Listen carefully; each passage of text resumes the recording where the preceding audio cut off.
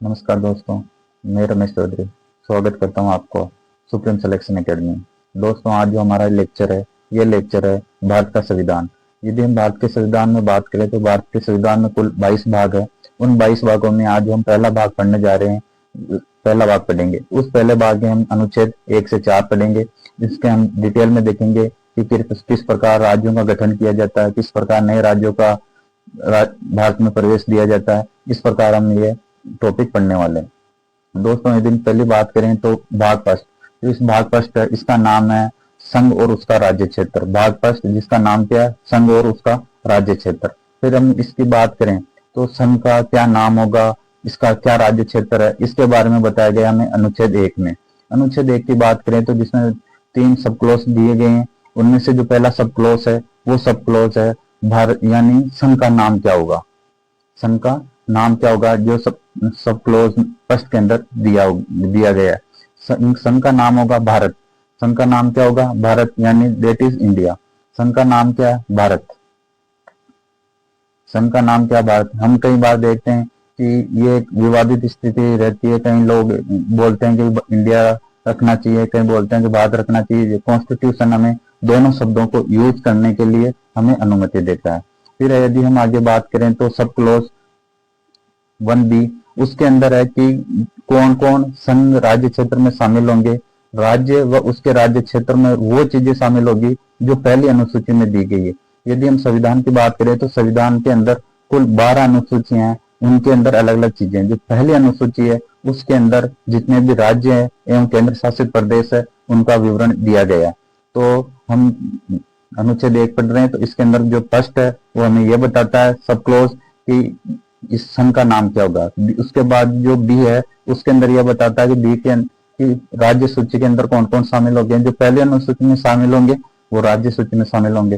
फिर यदि हम सब क्लोज सी की बात करें तो उसके अंदर राज्य क्षेत्र क्या क्या होंगे, इसके अंदर क्या क्या शामिल होगा। तो सुप्रीम कोर्ट में एक वाद हुआ था, ठाकुर अमर सिंह बनाम राज्य सरकारवाद, ये 1955 का हुआ था। उसके अंदर सुप्रीम कोर्ट ने बताया कि क्या क्या राज्य सूची के अंदर शामिल होंगे। तो भारत का राज्य क्षेत्र में क्या क्या शामिल होंगे, तो इसके भारत के राज्य क्षेत्र में शामिल होंगे उनमें राज्यों का राज्य क्षेत्र, जितने भी भारत में राज्य है उन सभी राज्यों का राज्य क्षेत्र इसके अंदर शामिल होगा। फिर यदि हम आगे बात करें कि पहली अनुसूची में जो भी संघ शासित प्रदेश है, पहली अनुसूची में जो भी यूनियन टेरिटरी है उनको हम राज्य क्षेत्र में मानते हैं। उसके अलावा जो अर्जित क्षेत्र है, यदि कोई क्षेत्र हम अर्जित करते हैं, जैसे कि हमने सिक्किम के साथ समझौता करके उसे भारत में शामिल किया। लक्षद्वीप जिसे हमने भारत में शामिल किया। अंडमान निकोबार द्वीप जिसे हम भारत में शामिल किया। ये क्या अर्जित किए हुए क्षेत्र है। यदि आने वाले क्षेत्र में आने वाले समय में हम कोई और दूसरी कहीं चीज अर्जित करते हैं तो हम उसे भारत के राज्य क्षेत्र में शामिल। अब इसकी संघ की प्रकृति के बारे में बात करें तो भीमराव अंबेडकर ने बताया कि जो संघ की प्रकृति है, जो सामान्य रूप से शांति काल के अंदर फेडरल की तरह कार्य करती है और आपातकाल में यूनियन की तरह कार्य करती है। अब हम इसे समझने की कोशिश करते हैं कि फेडरल क्या होता है और यूनियन क्या होता है। तो यूनियन का मतलब होता है कि कुछ लोग आपस में मिलकर, फेडरल में क्या होता है, कुछ लोग आपस के अंदर मिलकर समझौता के परिणाम के तहत देश का गठन करते हैं, वो तो होता है फेडरल। और यदि हम यूनियन की बात करें तो यूनियन के अंदर होता है कि जो सभी पूरा एक यूनियन होता है, उन्हें अलग अलग राज्यों में अलग अलग क्षेत्र के रूप में विभाजित कर दिया जाता है, वो है यूनियन। और तो फेडरल है वो आपस में मिलकर बनते हैं, वो है फेडरल। अब आगे हम बात करें तो ये संघात्मक जो व्यवस्था है ये कौन से देश से ली गई है, तो ये कनाडा से ली गई है। कौन से देश से ली गई है, कनाडा से ली गई है। फिर यदि हम भारत के संविधान का अनुच्छेद देखें तो अनुच्छेद 2 के अंदर, उस अनुच्छेद 2 के अंदर यह बताया गया कि नए राज्य का प्रवेश जो भारत का हिस्सा नहीं है, जैसे कि हमने सिक्किम के बारे में देखा था, वो मूल रूप से भारत का हिस्सा नहीं था। उसके बाद हमने 35वां संविधान संशोधन किया और उसे सह राज्य के रूप में दर्जा दिया गया। उसके बाद हमने उसको एक राज्य 36वां संविधान संशोधन के द्वारा उसे नए राज्य का दर्जा दिया गया। इस प्रकार जो अनुच्छेद 2 है उसके अंदर यह बताया गया कि कोई भी नए राज्यों का हम प्रवेश दे सकते हैं, जैसे सिक्किम का दिया। उसके बाद कोई नए राज्य का गठन या स्थापना। एग्जाम में सीधा सा क्वेश्चन आता है कि नए राज्यों का जो प्रवेश से संबंधित है, कि नए राज्यों का प्रवेश, नए राज्य की स्थापना या नए राज्य का गठन, वो कौन से आर्टिकल के अंदर दिया गया है? तो वो दिया गया आर्टिकल 2 के अंदर। फिर यदि हम आर्टिकल 3 की बात करें, तो आर्टिकल 3 में नए राज्यों का निर्माण, इसके अंदर प्रवेश नहीं है, इसके अंदर है नए राज्यों का निर्माण। उनके क्षेत्रों के, उनके नामों में जो परिवर्तन कर दिया जाता है, वो है अनुच्छेद 3 के अंदर। यदि हम अनुच्छेद 3 की बात करते हैं, तो इसमें कुल 5 सब क्लॉज दिए गए हैं, जिन्हें हम पढ़ रहे हैं। जो पहला सब क्लॉज है, उसके अंदर यह बताया गया कि किसी राज्य में उसका राज्य क्षेत्र अलग करके, भाई किसी भी राज्य को 2 भागों में बांटते हैं, जैसे छत्तीसगढ़ की स्थापना हुई, झारखंड की स्थापना हुई, तो उसमें हमने 2 राज्यों को क्षेत्र में 2 अलग अलग राज्यों के रूप में विभाजित कर दिया। इसी प्रकार 2 या 3 राज्यों के क्षेत्रों को मिलाकर एक नए राज्य का निर्माण कर सकते हैं, वो दिया गया सब क्लॉज 3A के अंदर। फिर बात करें सब क्लॉज 3 है, इसके अंदर है किसी राज्य के क्षेत्र को बढ़ा सकती है। क्षेत्र को बढ़ाने का मतलब है कि कोई राज्य छोटा तो उसे बड़ा कर सकती है, ये 3B के अंदर दिया गया। फिर 3C की बारे में बात करें तो किसी भी राज्य के क्षेत्रफल को घटा सकती है। 3D की बात करें तो उसमें राज्य में किसी भी राज्य की सीमा में परिवर्तन कर सकती है। और 5वां है किसी राज्य के नाम में परिवर्तन कर सकती है। तो ये है आर्टिकल 3, इसके हमने सब क्लॉज 5 पढ़े थे, ये देख। अब इसके बारे में हम बात करें कि जो आर्टिकल्स का सब क्लॉज 5 है, उसके तहत अब तक कौन कौन से नामों में परिवर्तन किया गया। तो हम देखते हैं कि 1950 में जो संयुक्त प्रांत है, उसका नाम बदलकर उत्तर प्रदेश कर दिया गया। 1969 में मद्रास का नाम बदलकर तमिलनाडु कर दिया गया। उसके बाद में हम देखते हैं कि मैसूर का नाम बदलकर कर्नाटक कर दिया। लक्षद्वीप का नाम बदलकर लक्षद्वीप कर दिया गया। 1992 में दिल्ली का नाम बदलकर राष्ट्रीय राजधानी क्षेत्र NCR दिल्ली कर दिया गया। 2006 में उत्तरांचल हुआ करता था, उसका नाम बदलकर उत्तराखंड कर दिया गया। फिर 2006 में पांडिचेरी का नाम बदल करके पुडुचेरी कर दिया गया। और 2011 में उड़ीसा का नाम बदलकर ओडिशा कर दिया गया। इस प्रकार सरकार समय समय पर नामों में परिवर्तन करती रहती है।